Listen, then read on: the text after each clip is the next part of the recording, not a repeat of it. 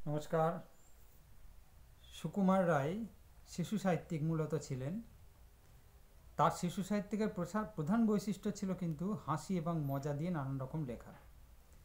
আসলে কি, আমাদের বড়দের সঙ্গে শিশুদের তফাৎ এটাই, আমরা যেরকম গুরুগম্ভীর বিষয়বস্তু নিয়ে ভাবনা নিয়ে চলি, শিশুরা তো সেরকম নয়। সরল মনে তারা হাসি খুশি থাকতে বেশি পছন্দ করে।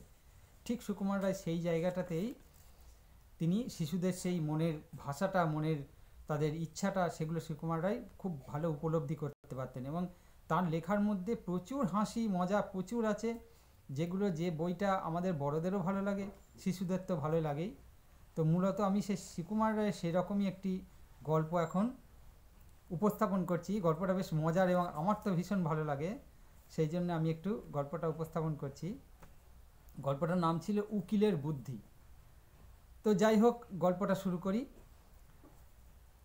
গরিব চাষা, তার নামে মহাজন নালিশ করেছে। বেচারা কবে তার কাছে 25 টাকা ধার নিয়েছিল, সুদে আসলে তাই এখন 500 টাকায় দাঁড়িয়েছে। চাষা অনেক কষ্টে 100 টাকা জোগাড় করেছে, কিন্তু মহাজন বলছে 500 টাকার 1 পয়সাও কম নয়। দিতে না পারো তো জেলে যাও। সুতরাং চাষার আর রক্ষে নেই। এমন সময় শ্যামলা মাথায় চশমা চোখে তুখর বুদ্ধি উকিল এসে বলল, ওই 100 টাকা আমায় দিলে তোমার বাঁচবার উপায় আমি করতে পারি।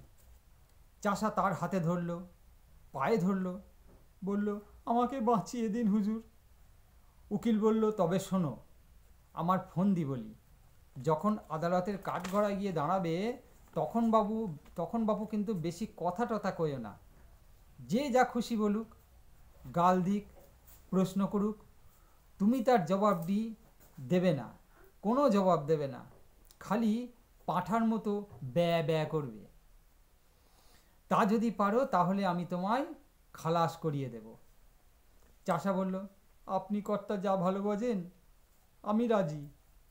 আদালতে মহাজনের মস্ত উকিল চাষাকে এক ধমক দিয়ে জিজ্ঞেস করলো, তুমি 7 বছর আগে 25 টাকা কর্জ নিয়েছিলে? চাষা তার মুখের দিকে চেয়ে বলল, "আহ!" উকিল বলল, খবরদার, বলো নিয়েছিলে কিনা? চাষা বলল, "আহ!" উকিল বলল, হুজুর, আসামির বেয়াদবি দেখুন। হাকিম রেগে বলল, ফের যদি অমনি করিস তোকে আমি ফাটকে দেব।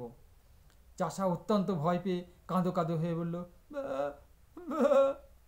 হাকিম বললেন, লোকটা পাগল নাকি? তখন চাষার উকিল উঠে বলল, হুজুর, ও কি আজকের পাগল? ও বহুকালের পাগল, জন্মে অবধি পাগল। ওর কি কোনো বুদ্ধি আছে, না আছে কাণ্ডজ্ঞান? ও আবার কর্জ নেবে কি? ও কি কখনো খত লিখতে পারে নাকি? আর পাগলের পাগলের খত লিখলেই বা কি? দেখুন দেখি, এই হতভাগা মহাজনটার কাণ্ড দেখুন তো। ইচ্ছে করে জেনে শুনে পাগলটাকে ঠকিয়ে নেওয়ার মতলব করেছে। আরে, ওর কি আর মাথার ঠিক আছে? এরা বলছে এইখানে একটা আঙুলের টিপ দে, পাগল কি জানি সে অমনি টিপ সই করে দিয়েছে। তাহলে ব্যাপারটা বুঝুন। দুই উকিলের ঝগড়া বেঁধে গেল। হাকিম খানিক শুনে টুনে বললেন, মোকদ্দমা ডিসমিস। মহাজনের তো চক্ষু স্থির। সে আদালতের বাইরে এসে চাষাকে বলল, আচ্ছা, না হয় তোর 400 টাকা ছেড়েই দিলাম, ওই 100 টাকাই দে। চাষা বলল, বাহ! মহাজন যতই বলে ততই বোঝায়, চাষা তার পাঁঠার বলি কিছুতেই ছাড়ে না। মহাজন রেগে মেগে এসে বলল, দেখে নেব আমার টাকা তুই কেমন করে হজম করিস। চাষা তার পোঁটলা নিয়ে গ্রামে ফিরতে চলেছে। এমন সময়ে তার উকিল এসে ধরল, যাচ্ছ কোথায় হে বাপু? আমার পাওনাটা আগে চুকিয়ে দাও। মানে সেই উকিল যে আর কি ওকে এই মোকদ্দমা থেকে ব্যয় যুক্তি দিয়ে খালাস করিয়ে দিল। বললে, এবার আমার পাওনাটা চুকিয়ে দাও। 100 টাকায় যে রফা হয়েছিল, এখন মোকদ্দমা তো জিতিয়ে দিলাম, তোমার 400 তো বেঁচে গেল। চাষা অবাক হয়ে তার মুখের দিকে তাকিয়ে বলল, বা। উকিল বলল, বাপু হে, ওসব চালাকি খাটবে না, টাকাটা এখন বের করো, ওটা কোর্টে মিটে গিয়েছে। চাষা বোকার মতো মুখ করে আবার বলল, বা। উকিল তাকে নরম গরম অনেক কথাই শোনালো, কিন্তু চাষার মুখে কেবলই ওই এক জবাব, ব্যা। তখন উকিল বলল, হতভাগা গোমুখু পাড়া গেয়ে ভূত, তোর পেটে পেটে এত শয়তানি কে জানে।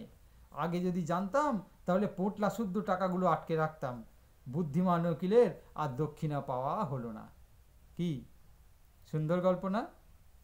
নমস্কার।